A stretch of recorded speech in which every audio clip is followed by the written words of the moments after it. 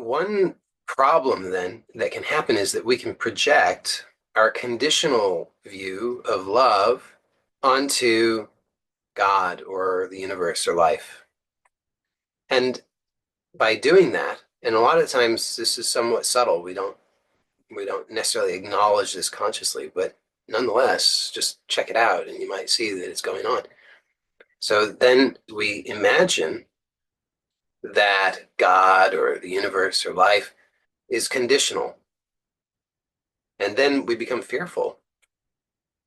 What if I've displeased God? And I know some people will say, "Oh, this doesn't apply to me. I'm very evolved. I'm nothing like that." That would only be for very unevolved people. I'm nothing like that. That's so bizarre. I can't believe anybody would really do that. But just check it out. You might be surprised to find that some of that is going on for you. Because the thing is that we all grew up in this cultural environment in which that's the norm. We were taught and conditioned to expect conditionality. And so naturally, we will tend to project that onto God or life or the universe. And that is going to create all kinds of interference. So it's really a very useful thing to notice. Just maybe you could just notice right now, just feel into that. Is there any sense whatsoever that God or life or the universe is in any way conditional in regard to you? Like, might you get on the wrong side of God? Might you be displeasing to God? Does God play favorites? And if there's any bit of that, then it might be playing a significant role, much more significant than you thought, in terms of your overall experience, your sense of ease, and certainly your ability to consistently direct your attention at what you want or toward what you want. One thing that can be helpful, I'll give you two things, variations to play with. So the first one would be just to experiment with, just try this out. Just you could say it out loud, or you could just silently within yourself, just say, I love and accept myself as I am. And just notice, is there any is there any hesitation? Is there any resistance? Because if there is, then that's might be useful to, not might, it will definitely be useful to release that. So a very simple practice is just that. So just either out loud or silently, just say, I love and accept myself. And then just notice,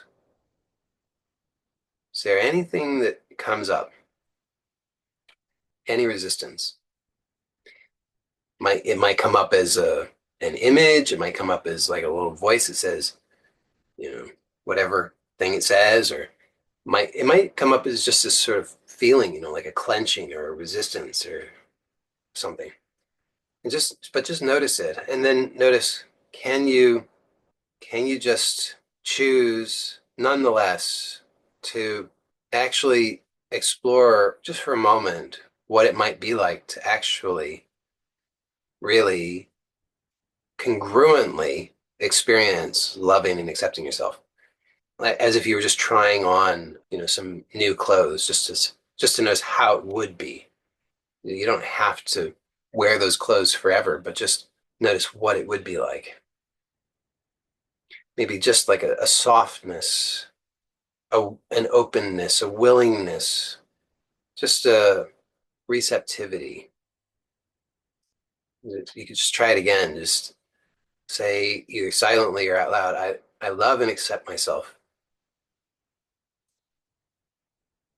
And just notice again, is there anything that comes up as a reaction to that?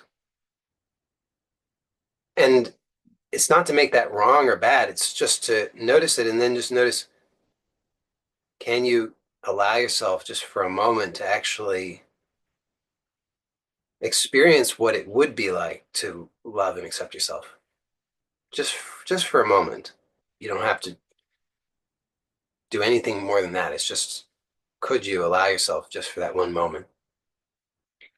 And perhaps you might notice as you do that, maybe the third time that you've done this, maybe you notice some change in your automatic experience when you say, I love and accept myself.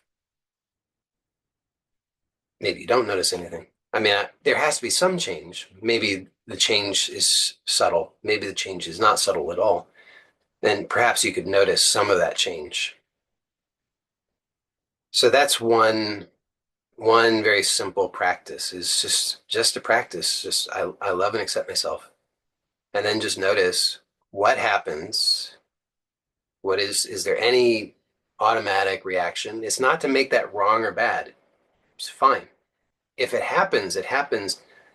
We don't need to fight with that or shame ourselves or anything, but just to notice it, and then also to allow yourself to just for a moment experience what it might be like to actually love and accept yourself, just as you are, just as I am now. I love and accept myself. Just try that on just for one moment. See what happens. I think you might discover that it's quite surprisingly effective.